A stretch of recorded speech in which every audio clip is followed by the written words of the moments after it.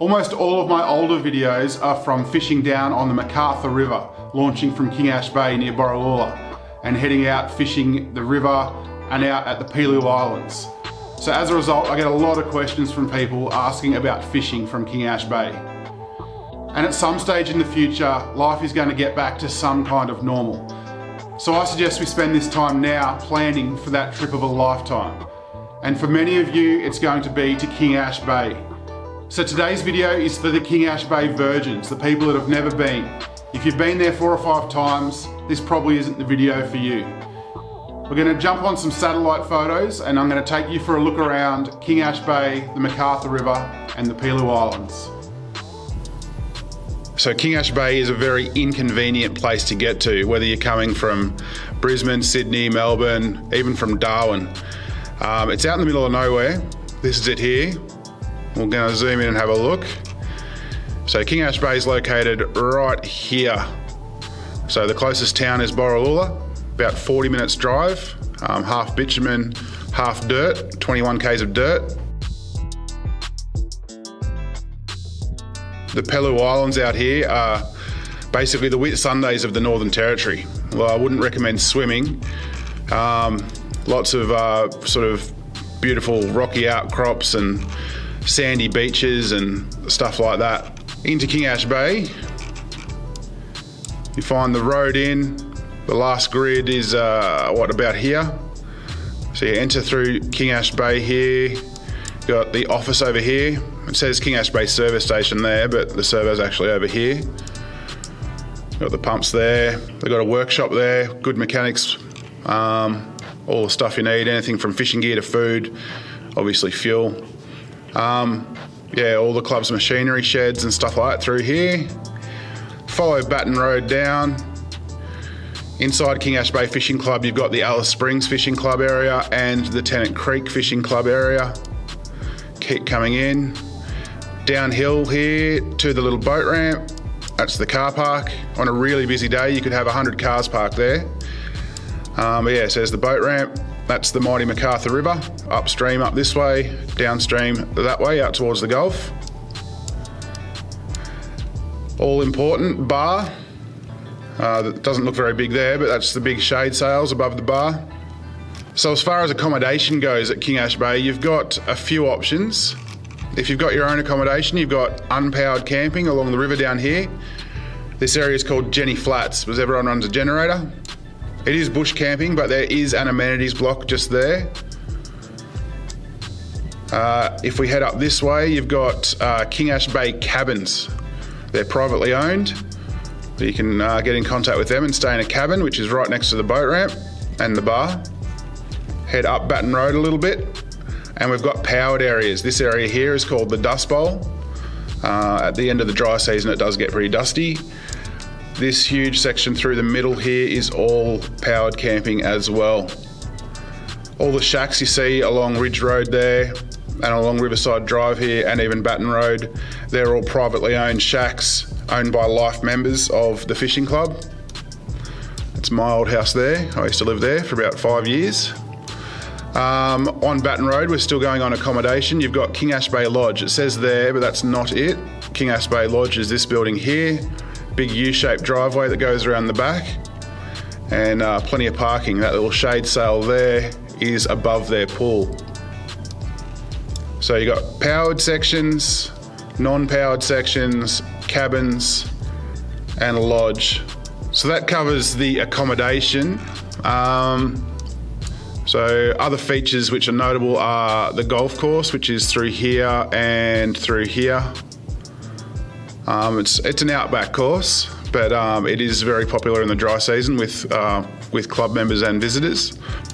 But let's talk about the fishing. So you've launched your boat at the boat ramp just here. I would say upstream, less than 1% of people would head upstream, 99% head downstream towards the Gulf.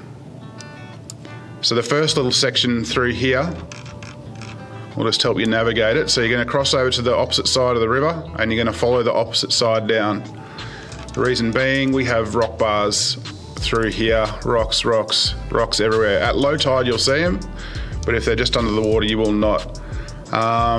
Sometimes there are channel markers, depending on what time of year, but I wouldn't really trust them. If you're really worried about the rock bars, follow someone else through. You're going to stay on this side of the river until you're down around this area, and then you can pretty much take the middle all the way down to Batten Point, which this is Batten Point here. So as a recap, we have Borroloola way upstream here, downstream to King Ash Bay, which is right there, and we've made it as far as Batten Point, which is just here. Now that's the main river there. It actually goes around the corner there is the main river, which we can follow shortly. If we went straight ahead, we'd go down the Carrington Channel. Most newcomers will go down the MacArthur River because there's, if you come into trouble, it'll probably be sand or mud, where down the Carrington, you'll find rock bars along the way, so you sort of need to know where you're going. The other spot is up Batten Creek, up here. So you can see it's a big junction where you can go lots of different ways. Most people would go down the MacArthur or the Carrington. Let's start down the MacArthur. As we head down, you've got the Poison Creek on your right. If you arrived at King Ash Bay via the Savannah Way in Queensland, so you came along this big dirt road all the way across from Queensland, you will have crossed over, where are we there? The Poison Creek was way up. It does cross over the Savannah Way. We head down the MacArthur. We're still on the main river. This is the main river up here. We can turn off onto the Crooked Creek, which goes up there. Zoom out and you'll see the Crooked comes out at the Gulf. So I'm not sure which one that is, but that's like the entrance to the Chadwick or the Rutherford or the Dugong. I think there's 3 Dugongs, Dugong 1, 2 and 3 maybe. We head up here. This is the Anna Branch. It's called the Anna Branch because it is a Anna Branch, because it connects up with the Carrington Channel over here. Further up, another creek. You'll find every little one of these creeks has creeks coming off it, which, like on a high tide, you'll be able to head right up here. So just to zoom out, there's just hundreds and hundreds of kilometres, maybe thousands, just in the immediate area where you can fish for barra. So once you've headed out here, these are all big exposed mud flats out here. There is a channel that you can probably see there, but at low tide, this will all be exposed mud flats out either side, and you do not want to get stuck on them. Sort of a bit of a local rule is that if you don't come home, we won't send help till the next morning, because 9 times out of 10, or probably 19 out of 20, you've just been stuck on the mud and you aren't actually in any sort of mechanical failure or help. You just need to wait for the water to come back in. So do yourself a favour and don't get stuck out there. So that was our trip down the MacArthur River. We're going to head back and go down the Carrington instead this time. So as a reference, King Ash Bay's here. We've headed down to Batten Point, which you saw before. The MacArthur River was the one that went down here, and we're going to go straight ahead down the Carrington. I'm not going to point out all the rock bars for you. You're going to have to follow someone else down on your first trip. Once we get down here, we have the Davies. This one here is called the Davies Channel. The Carrington Channel continues straight out into the Gulf. The Davies, you'll see there are crabbers shacks here that you'll go past. They're quite interesting to look at. They're professional crabbers that have licenses to crab the area. So the Davies itself is a huge area. Lots of little creeks and offshoots and stuff you can fish at. Some people will only fish the Davies. So that's their favourite spot, and that's the only place they ever go. So there's a lot of areas like that. So if I was to fish out at the islands, if I wanted to go out to West Island, I would come down and go out the Davies, find my channel. Again, like the MacArthur, this is all dried mud banks at low tide. So this is all shallow water. Even at high tide, it is shallow water. So head out here, you get to West Island. Now there's reefs and rocks and stuff all the way around here, but my probably 2 favourite spots to fish on West Island is Crocodile Point, which is a huge area here. You'll find lots of shoaly sort of bottom. I've caught dewies and finger mark, all sorts of species, big cod, everything in this area here. But sometimes you do go there and get stuck catching just catfish or sharks as well. So if you go there and don't get anything decent, don't blame me.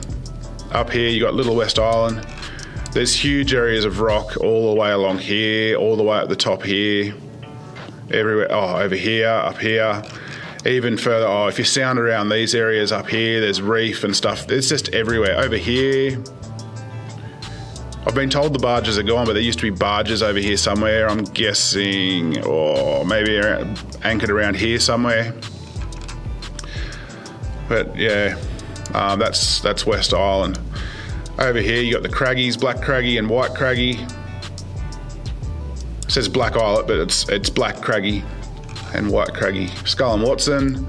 Over and behind Watson, we have another awesome place. This is probably another accommodation option actually. You've got Waibi Fishing and Wilderness Lodge. This is the guest quarters here, and this is where Brett stays. Old mate Brett that runs the joint. It's a pretty awesome spot. As you can see, beautiful sandy beach.